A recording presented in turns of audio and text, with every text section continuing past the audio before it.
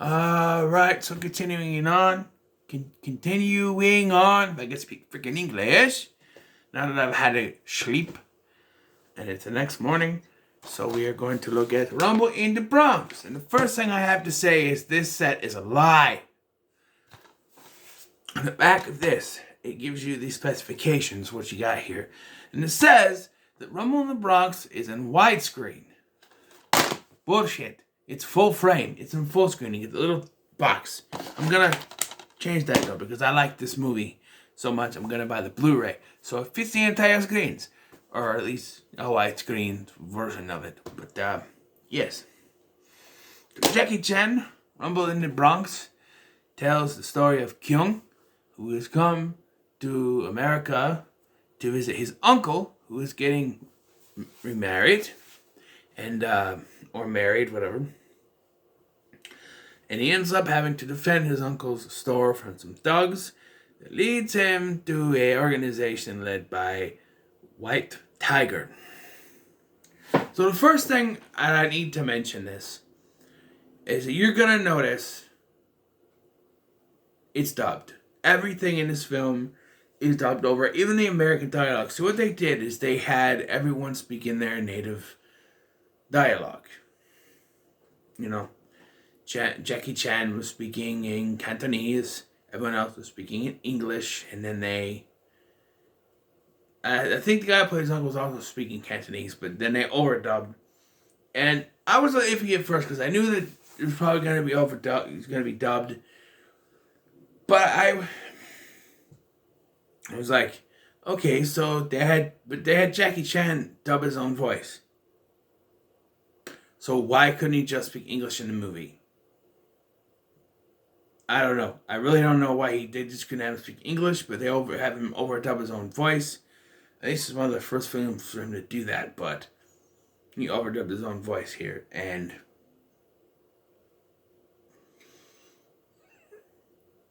yeah, but the problem with that is you can tell it's dubbed over. Even the ones that were speaking English, you can tell that it's dubbed over because they sometimes don't match the words that are coming out of their mouths, and it's a little jarring at first. But you're not here to, you're not here for the dialogue. You're here for the action scenes, baby, and you got the action scenes. There's, Jackie Chan, he does his own stunts. Many people got injured on this film, by the way. There's also different cuts. Apparently, the original Hong Kong cut was longer. This is the American release, so it's only 90 minutes, but it's fine. And this movie is not to be taken seriously, I don't think. I mean, there's a lot of serious stuff in it, but especially with the ending to this film, I really don't think you're supposed to take it seriously. So, Kyung comes to New York City, or Vancouver dressed up as New York City, and you can tell because you pay attention. If you pay attention, you can tell it's not New York. But, So they go to New York City and to see his uncle who's getting married.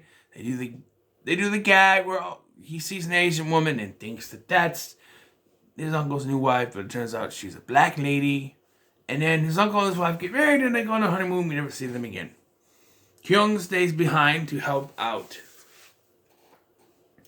Elaine, who has bought the little convenient grocery store, whatever you call it, supermarket, the market. He's gonna help her out. There are these thugs led by a guy named Tony, who is, he and his thugs, they try to steal from the place, and Jackie Chan kicks ass, and then he's lured by a woman named Nancy, and as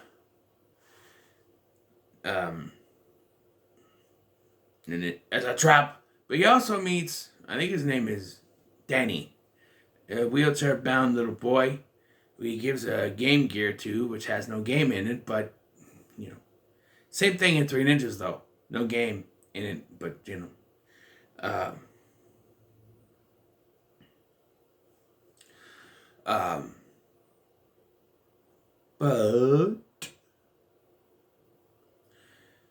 lost my train of thought.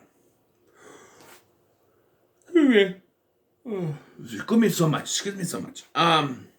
But this Nancy ends up being uh, Danny's older sister. And it's the case of, oh, we have an older sister taking care of the little brother because they don't have any other family, And, they mention she works at the club. He goes there. She's an exotic dancer. And they end up being friends. She apologizes to him. She didn't know he was friends with his brother, I guess. And because there's a thing where she lures him into the alleyway, and these guys throw a bunch of glass bottles at him. And because I guess that's the only way. You can't go ahead and ham it, Jackie Chan, so you got to do it that way, I guess. I don't know, but it's effective, I guess. But, yes. Yeah. The action scenes in this, I think, are pretty good. When it comes down to it's Jackie Chan. And this is why I'm trying to get more Jackie Chan flicks. Because I've seen a handful. The Rush Hours, the Shanghais, Tuxedo, which I'm hoping to put on, review at some point. Maybe this weekend. I don't know. But I'm a Jackie Chan fan. I like Jackie Chan. The Foreigner. I'll just say this right now. The Foreigner is on the list of the ABC. It's in the F, obviously. Not the Seagal film. A little tangent here, just a little bit. Steven Seagal has starred in 2 different films that also have another film with the same name. Steven Seagal starred in The Patriot, which is also another film starring Mel Gibson. But then he also stars in The Foreigner, which would later there would be another film called The Foreigner starring Jackie Chan. So, Anyway,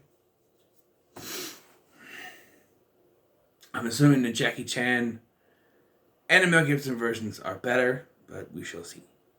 I don't know about the Mel Gibson version, so, yes. And then it becomes, you see these guys in his apartment building that he thinks they say are FBI, but there's something happening with them. Eventually, he calls the FBI, but they're not. They work for White Tiger. And they want the diamonds that were taken by Tony and his thugs, or something. The plot is not relevant in this. You need the action scenes. You get some good action scenes here. But it gets really ridiculous at the end. So they set up a sting operation with a man who can barely speak English. The FBI, the real cops, set up an operation with a man who can barely speak English, and they put a wire on him. And he sits there trying to get information. You want a man who can barely speak English. At the beginning of this film, it is established that he's working on his English. Although he speaks mostly English for the rest of the film. But you want him to go in there. It even makes less sense when you think about he's actually speaking in Cantonese. But, he barely, knows much English. And he's set in to try to get information out of these bad guys and learn the whereabouts of White Tiger. But he fucks up and he mentions White Tiger by name, which he's not supposed to know. And so they search him, and he has the thing in his hair. Why put the wire in his hair? It's usually taped to your chest, right?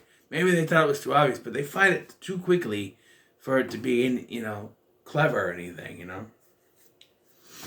And so they're going to kill him, but he beats the shit out of them and gets away on a hovercraft, which ends up getting actually they had the hovercraft that chased after him, but then he's able to get the hovercraft and they get it repaired, and he saves his friends, but it's clear they didn't know how to resolve some things, because he hugs what's her name, Nancy, and he's like, "Hey, Tony," and they shake hands. It's like, no, I'm sorry, no, we're cool, just, "Hey, Tony." They didn't know how to resolve that problem, but They get in the hovercraft that's prepared by the FBI, the real FBI. And they take the hovercraft, and this movie ends with him running over White Tiger and a couple other guys, stripping him down naked, and we see some booty cheeks. We see some booty cheeks a couple times in this film. There's one of the guys, what's his name, Angelo.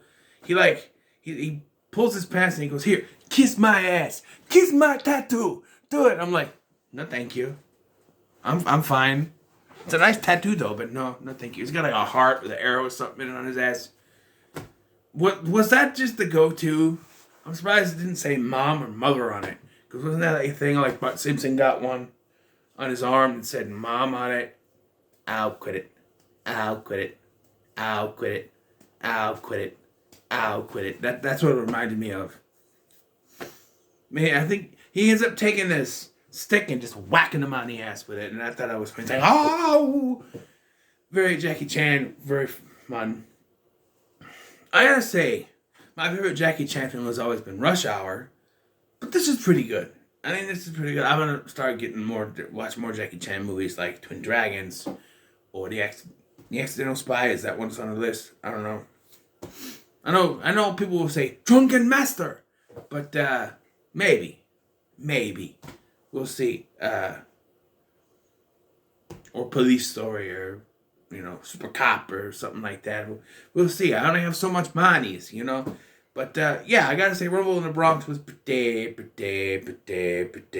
good. I enjoyed it. Jackie Chan was good. He only has this tank top thing. It's on the cover.